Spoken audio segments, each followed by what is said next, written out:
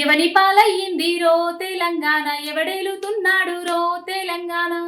ఎందుకు వాడతానా అనుకుంటారా? ఒక్కసారి ఈ వీడియో వినుర్రి. ఇందిరమ్మ ఒక తరం అయితే ఎన్టీఆర్ ఒక శకం, వాళ్ళిద్దరి కలయికనే ఈనాటి ప్రజాపాలన. ఇందిరాగాంధీ గారు ఒక తరం అంట, ఎన్టీఆర్ గారు ఒక శకం అంట. తెలంగాణకు పట్టిన దరిద్రం గుంపు మేస్త్రి చెప్తాడు. ఈ గుంపు మేస్త్రికి మిడకాయ మీద తలకాయ ఉన్నదో లేదో, ఆ తలకాయలో గుజ్జు పనిచేస్తుందో లేదో అయితే నాకైతే అర్థమైతే లేదు.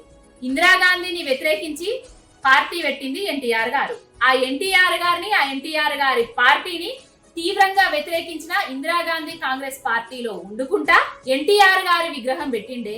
నా భూతో నా భవిష్యత్తు. అక్కడ చెంబాలు తానా అంటే ఇక్కడ మన గుంపు మేస్త్రి తందానా అంటాడు. అక్కడ చెంబాలు సిచ్చెత్తే ఇక్కడ మన గుంపు మేస్త్రి లైట్ ఎలుగుతుంది. అయ్యా ఒరిజినల్ కాంగ్రెస్ నాయకులారా, మీరున్నారే జేబులలో చేతులు పెట్టుకొని ఎటు పోతాండ్రో తెలియకుండా అర్థం కాకుండా పోయి నీళ్లు లేని బాయిలా దునుకుర్రి. ముంచడానికి వెనకాల గుంపు మేస్త్రి అత్తడు. ఎప్పుడు ముంచుదామనే చూస్తాడు.